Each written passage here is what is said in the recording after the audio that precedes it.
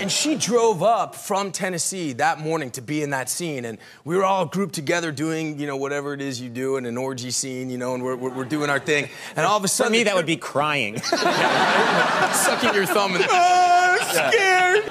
When the turbulence hit and we all sort of shifted to the right, one of the plane seats went up in the air and landed on this poor girl's foot. Oh. And, you know, before anybody could tend to her, she just, without missing a beat, she was like, I'm gonna tell you right now, you can cut this foot off, but I'm gonna be in this orgy. She was like, I'm simulating sex today. I mean, what a badass, you know what I'm saying? Yeah. She was like, that's the spirit, you know what I mean? That's the spirit.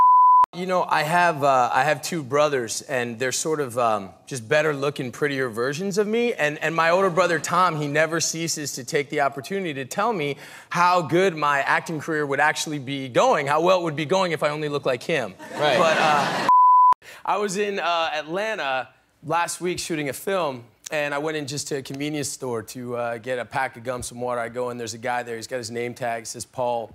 And I just, you know, was buying what I was buying, and he said to me, hey, man, I'll be watching March 18th. I said, cool, Paul, I hope you like it. He goes, yeah, I hope so, too. And he just, like, gives me this death stare, you know? And I'm like, all right, Paul, hey, man, and get down. I think it's difficult for you to tell us about it. It's sort of easier if we see it, Jon. Stop that. Boy. Stop that, man. I said I ain't doing that.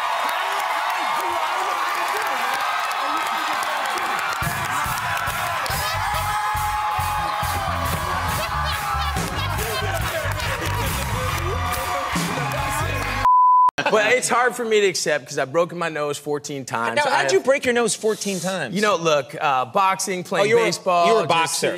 Just being an all-around knucklehead. But see, that was something that happened to me. But these giant ears, I was born with these. So, Jon, you often get cast as the tough guy. Has this changed how people view you? Do people get scared of you in the street? Well, my kids aren't scared. I wish they would be a little more scared of me, you know.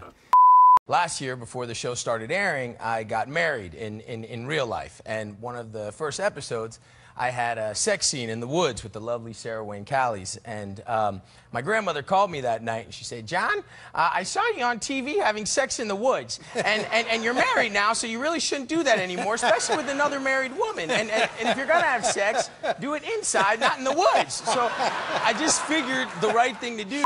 A guy came by to deliver a pizza. And he said he was really excited to be delivering pizza to me, that he and his wife were huge fans of the show. And I said, oh, that's great. I'm so glad you guys watched. Let me sign something for you. He said, well, actually, you know, you are my wife's one wild card. And I said, well, what exactly is that? Right. And he said that I would both accept and encourage my wife sleeping with you. And I said, well, wow, Scotty, I really don't know what to say to that. And he said, yeah, and the cool thing is now I know where you live.